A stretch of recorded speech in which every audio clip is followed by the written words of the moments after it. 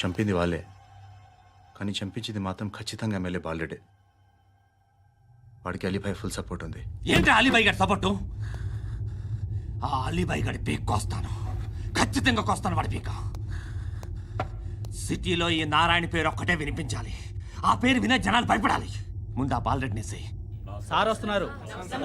నమస్కారం. మా ఊరికి 4 రోజుల నుంచి కరెంట్ లేదయ్యా. మూర్తి సార్. ఆ పాయింట్ నోట్ చేసుకో. అలాగే సార్. అయ్యా, చెప్పండి. మా అబ్బాయికి గుండె జబ్బు చేసింది, ఆపరేషన్ చేయాలి.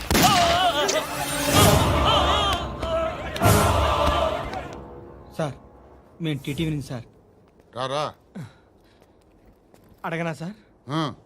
అంజయ్ బాలరెడ్డిని చంపింది నేనే. ఎందుకు చంపారు? పాత కక్షలు. వాడికి నాకు పడదు, అందుకునే చంపేశా. మరి పోలీసులకు ఎప్పుడు లొంగిపోతారు సార్? ఇంకా 4 ఎమ్మెల్యేలు ఉన్నారు, వాళ్ళందరినీ చంపి అప్పుడు లొంగుతా. ఈలో పోలీసులే మిమ్మల్ని అరెస్ట్ చేస్తే?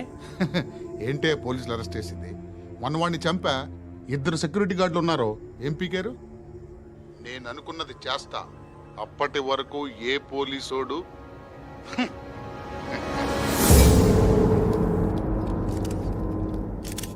హంత కూడా పబ్లిక్ గా టీవీలో మాట్లాడుతున్నాడు, పోలీసులపై ఛాలెంజ్ కూడా చేస్తున్నాడు. దీనికి మీరేమంటారు? వాడిని అరెస్ట్ చేసే బాధ్యత మీకు లేదా సార్?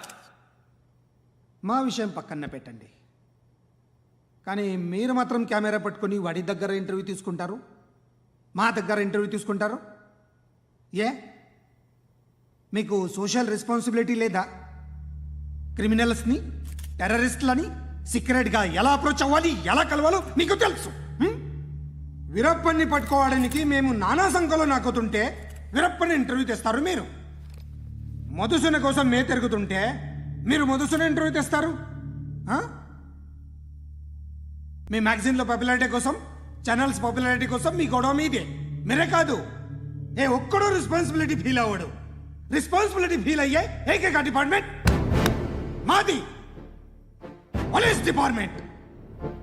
ఎప్పటికైనా పట్టుకునేది మేమే.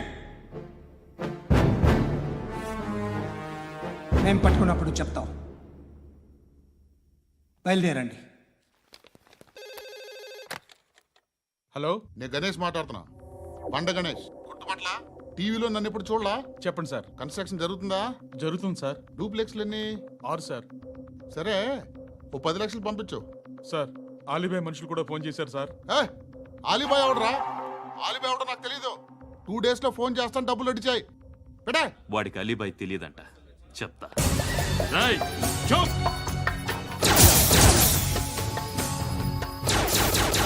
ఆ నారాయణ గారికి ఫోన్ చేయి. చెప్పు. మీటింగ్ ఏర్పాటు చేయి, మాట్లాడాలి. ఎందుకు చెప్తా. ఓసారి పండుగ ఫోన్ చేయి. పండ, నువ్వు ప్రతిదానికి అనవసరంగానే పిలవక్కర్లేదు. నువ్వు చాలా ఎక్కువ సీనిస్తున్నావు వాడికి. ఇవ్వచ్చు, పర్లేదు. నువ్వే ఫోన్ చేసి రమ్మని చెప్పు.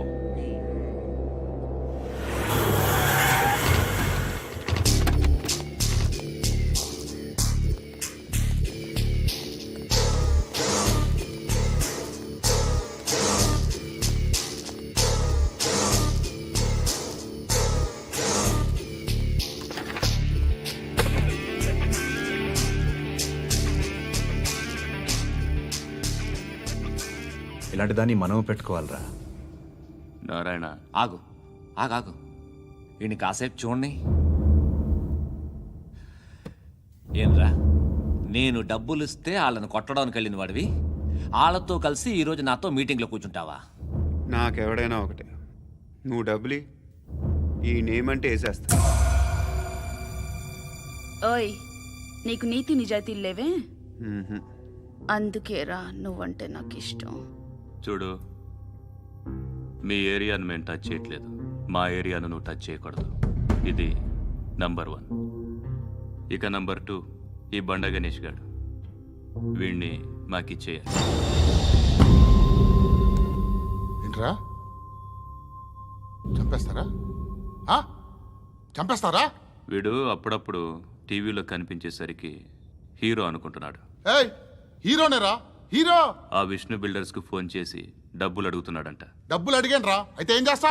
ఆడికి అలీబాయ్ ఎవరో తెలీదంట. అవునరా, తెలీదు. ఎవడరా అలీబాయ్? ఎవడరా అలీబాయ్? రాయ్ గురు, ఎవడరా అలీబాయ్? గురు बैठो बैठो गुरु. ఆడి చేత ఫోన్ చేయించింది నేనే. ఆడికే కాదు, అలీబాయ్ ఎవడో నాకు కూడా తెలియదు. అనయ్య, ఈ తొక్కలో మీటింగ్లు ఏంటో నాకు అర్థం కావట్లేదు. 10 మంది ఉన్నారు, అందరిని లేపేస్తే ఇంటికి వెళ్ళిపోవచ్చు. హే దేక్ దేక్, దేకనా మీద దేకనా. అరే మెంటల్, నీ ఇష్టం నేను మాట్లాడుకో. నువ్వు చెప్పు. నీకు నీకు బ్రెయిన్ పచ్చట్లేదంట్రా. ఏయ్, మా ఏరియాకి వచ్చి మమ్మల్ని చంపుతా అంటావు బే? ఏయ్, షర్ట్ వదలరా. వదలను బే. ఏం చేస్తావు? ఆడి సంగతి వదిలే, నువ్వు చెప్పు. వేద్దాం వద్దా? ఏంటి రాసేది? ఏంటి రాసేది? నేను కరెక్ట్గానే ఉన్నాను, నువ్వే ఆలోచించు. అని చెప్పు చాలు. ఏయ్, నిన్న కాక మొన్నొచ్చి ఊయంట్రా.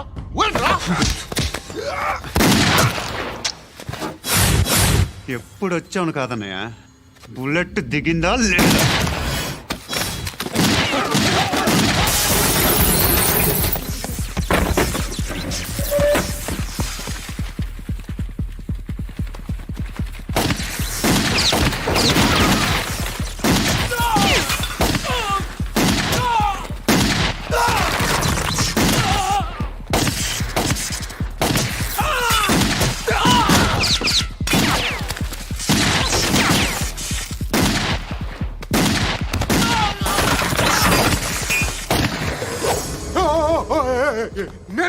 నేను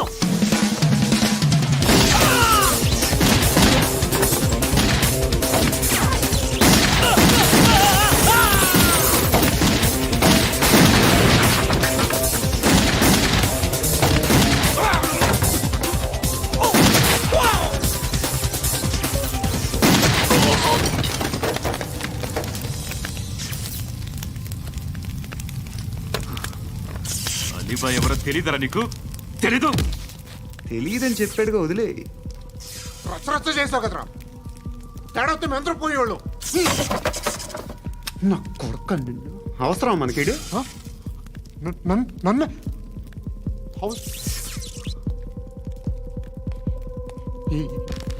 ఏంట్రా? జనరేటర్ పగులుద్ది. నీ అందరూ వచ్చేసారా? ఇంకెవరన్నా రావాలా? కాఫీలు టిఫిన్లు అయినాయా? తృప్తిగా చేశాను సార్. కూల్ డ్రింక్లు ఏమైనా తాగుతారా? మీరు జర్నలిస్టులతో మాట్లాడిన ప్రతిసారి ఏదో వెటకారంగా మాట్లాడతారు. ఇది టూ మచ్ సార్. వెటకారం కాదు, సీరియస్. తిన్నామా పడుకున్నామా తెల్లరిందా, అందరూ ఇదే కాన్సెప్ట్తో బతుకుతున్నారు. నిన్ను ఎవరెవరో కాల్చుకు చచ్చారు.